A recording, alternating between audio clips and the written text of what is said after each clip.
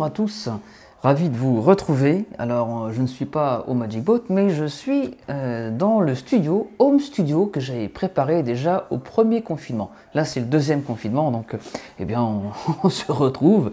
Alors je vais vous faire un tour de magie aujourd'hui un petit peu en liaison avec, j'ai envie de dire, un petit hommage au Vendée Globe. Le Vendée Globe a été stoppé, hein, on le sait.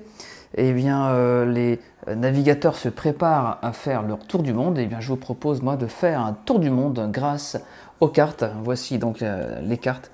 Je vais vous faire un tour du monde des mélanges, les différents mélanges qui existent dans le monde entier. Voilà, grâce au jeu de cartes. Alors, commençons par le mélange classique. Hein, c'est le mélange à la française, celui que tout le monde connaît. Voilà. Tous ceux qui jouent un petit peu aux cartes, ça c'est le mélange classique, ou mélange à la française. Ensuite, vous avez le mélange américain. Alors le mélange américain, il se fait en général sur une table. Donc on sépare le jeu en deux et on mélange. Voilà, ça c'est le mélange américain. Vous avez le mélange américain qui se fait sans table, et le mélange américain sans table, il se fait ainsi. Hop. Alors, il faut bien égaliser, sinon ça sera beaucoup plus difficile. Voilà. Et là, c'est pas trop mal. On est quasiment une carte sur deux. Et on égalise. Voici le mélange américain qui se fait donc sans table. Vous avez le mélange suédois. Alors attention, le mélange suédois, il se fait comme ça. C'est assez joli. Vous avez le mélange hindou. Le mélange hindou, il se fait comme ça. Voici. Vous avez le mélange belge. Alors le mélange belge ne se fait assis. Ça ne peut pas mieux tomber. Et on sépare le jeu en deux et on mélange. Voilà, une petite pensée pour nos amis belges, évidemment. Et puis ensuite, vous avez le mélange, alors le mélange japonais. Le mélange japonais, il est sympa. Je vais vous montrer. Hein. Alors, pour le mélange japonais, il faut faire choisir une carte. Donc on va prendre une carte au hasard, par exemple celle-ci. Allons voir. Je peux la regarder avec vous, c'est pas très grave. Ce qui compte, c'est de la retenir, d'accord? Ensuite, on perd la carte dans le jeu.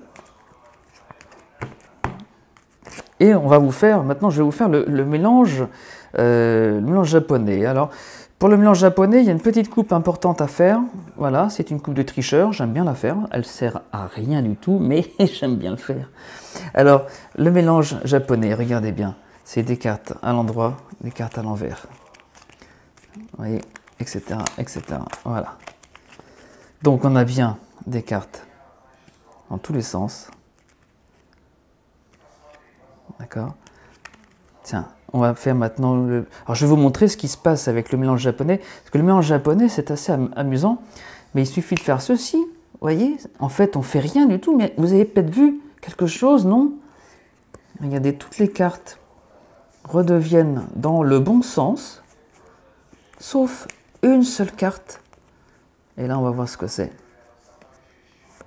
Rappelez-vous, le 4 de trèfle du départ. Alors, l'image, elle est un petit peu à l'envers, mais c'est bien le 4 de trèfle.